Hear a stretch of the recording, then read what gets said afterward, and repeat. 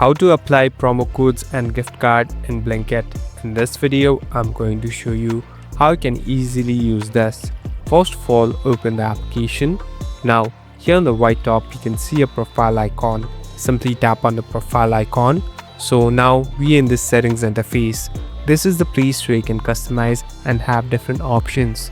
Now, slowly scroll down. Here, you'll be able to find a section called Claim Gift Card. Simply tap on Claim Gift Card.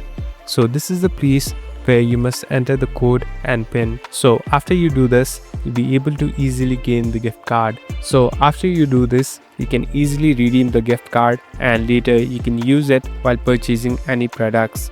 Thank you for watching this video. I hope this video will help you.